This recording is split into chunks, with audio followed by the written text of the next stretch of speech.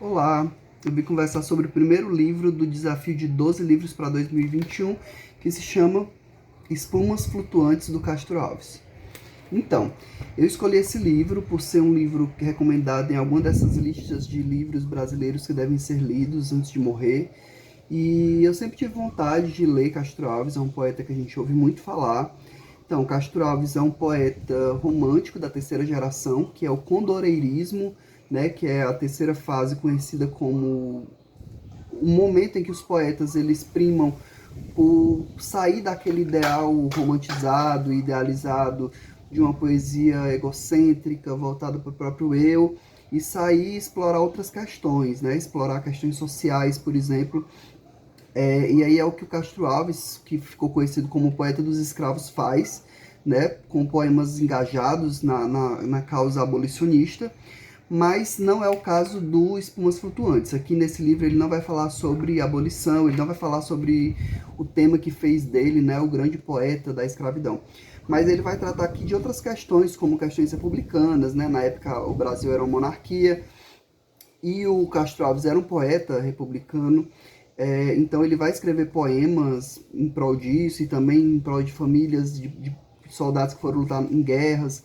Enfim, o Castro Alves ele vai escrever na sua poesia trabalhar questões que fogem desse egocentrismo do amor platônico e tudo mais da segunda geração e de uma idealização de morte, né, que existia entre a segunda geração, que era aquela geração mais que tinha uma vontade de morrer e tudo mais. Castro Alves, assim como eles, vai morrer muito jovem, ele vai morrer com 24 anos.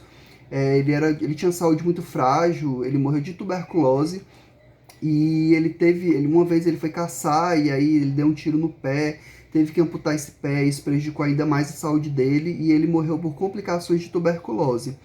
Mas enfim, em vida ele foi esse grande lutador por causas sociais. Em algumas edições do Espumas Flutuantes vem um poema abolicionista, mas não é o caso dessa edição. Eu estou aqui com a edição da ABC Editora, que publicava os clássicos, especialmente aqui para a UFC, né, a Universidade Federal do Ceará, tinha lista de livros clássicos que deveriam ser lidos e geralmente eles saíam por essa edição. E ela é um pouquinho antiga e eu acho que ela não existe mais, eu não tenho certeza, mas pelo menos eu acho que os livros que existem dessa coleção, eles são antigos, assim, pelo menos os que eu tenho aqui. Enfim, como falar sobre poesia, né? Assim, é um tema difícil para mim, eu tenho dificuldade em pensar um conjunto de uma obra de poesia, mas o que a gente pode dizer aqui é que em Castro Alves a gente tem uma poesia que é um pouco mais bem elaborada, assim, as métricas são muito perfeitas, as rimas, e o que a gente tem também é que os temas, né, pensados pelo autor, tem esses que eu disse, que é pensado uma poesia mais social, mas também é pensado uma poesia lírica.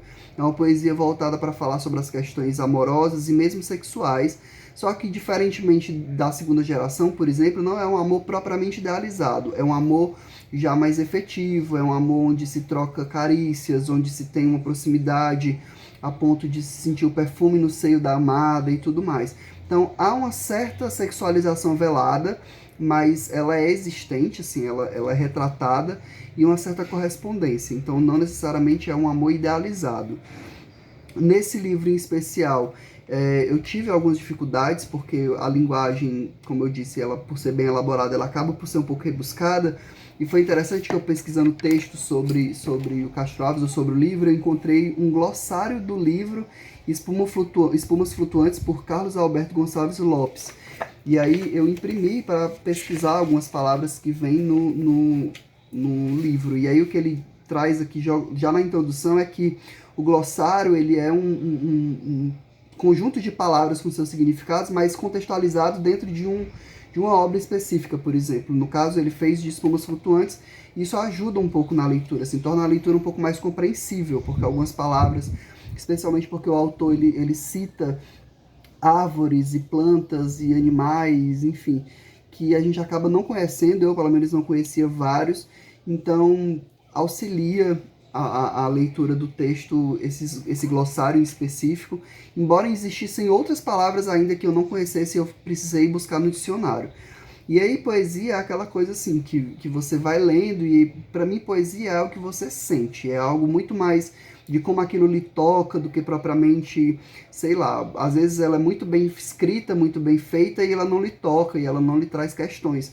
E a poesia do Castro Alves me trouxe. Então foi um livro que eu gostei, foi um livro que... é um livro que eu pretendo reler em algum outro momento, porque até mesmo esse arcabouço linguístico de expressões, enfim, de conhecimento de mundo, quando você volta para um texto desse mais rebuscado, ele vai ficando mais compreensível.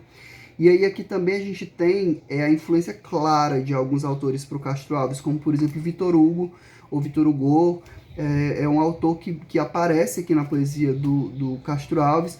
Lord Byron também, ele traz a tradução de alguns poemas, de alguns desses autores que ele cita, e aí algumas temáticas vão perpassando os poemas dele, dentro das discussões que ele traz nesses textos, e algumas temáticas comuns aos poetas, aos grandes escritores mundiais como Lord Byron, Victor Hugo, como eu já falei, vão aparecer aqui, traduzidos assim pela admiração que o poeta tem por esses outros grandes escritores. E a gente tem também o que é comum em livros de poesia, homenagem a amigos e a temática do amor, com todo o seu lirismo e tudo mais.